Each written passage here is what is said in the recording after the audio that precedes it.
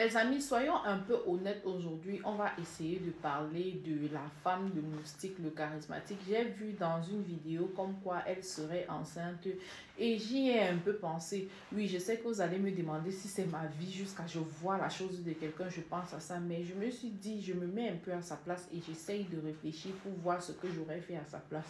On est dans un cas de figure où tu es marié, ton mari a beaucoup d'enfants, tu t'en occupes avec beaucoup d'amour et beaucoup de tendresse. Sauf qu'on sait très bien ce qui se passe quand une femme est dans un foyer et dans lequel foyer elle ne donne pas des enfants en fait. À un certain moment, on commence à avoir la pression familiale et même si on n'a pas la pression familiale, on a toujours l'impression que le regard d'autrui nous chosifie. Qu'est-ce qu'il faut faire dans ce moment-là? Ton mari a des enfants, donc ça veut dire que si tu ne fais pas d'enfants, tant que tu prends bien soin de lui et de ses enfants, il est tranquille. Tu fais de beaux enfants, tu t'occupes très bien de lui, tu fais une bonne femme, tu fais une bonne belle maman, des enfants t'appellent maman tranquille. Sauf que, peu importe, ma grand-mère disait souvent que même si tu regardes l'enfant de quelqu'un, n'importe comment, accouche ta part même un. Vous voyez un peu, les enfants vont t'appeler maman, mais au fond de toi, tu sais que tu n'es pas maman. Et ce n'est pas parce que peut-être que tu ne peux pas faire d'enfant. Voilà. Donc, on va maintenant dire que la femme là, elle est partie. Pourquoi? Mettons-nous dans le cas si c'était l'homme.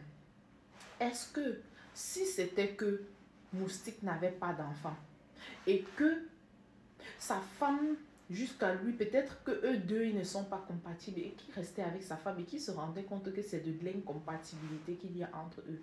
Est-ce qu'il ne serait pas allé faire ses enfants tranquillement et dire à sa femme, écoute chérie, voilà. Donc maintenant, la femme a vu que Moustique a ses enfants, elle n'a pas d'enfants et peut-être qu'elle a compris que c'était un problème d'incompatibilité. Donc du coup, elle a décidé de chercher à devenir maman elle-même.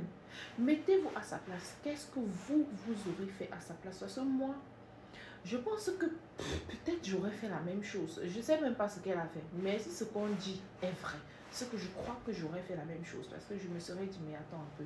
Lui, il a ses enfants. Ça veut dire que si demain, peut-être à 40 ans, 50 ans, comme les mariages, on voit aujourd'hui les mariages font comme ça, là, comme ça fait là. Tout ce qui nous restait, ce sont nos enfants. Je me retrouve à 40 ans. Et comme aujourd'hui, on atteint la ménopause très très tôt. Je me retrouve à 40 ans, je suis ménopausée, je n'ai pas d'enfants et que j'ai passé ma vie à m'occuper des enfants de mon mari qui finalement ne sont pas vraiment les miens et que, je sais pas moi, demain en grandissant par exemple, les mamans de ces enfants-là peuvent venir à la maison, commencer je sais pas, récupérer leurs enfants un à un, monter la tête à ces enfants-là qui ne sont pas les enfants de Loïka, je répète. Et voilà, qu'est-ce qu'il fallait que Loïka fasse en fait? Qu'elle reste là, sachant qu'elle n'a pas fait d'enfant ou pas.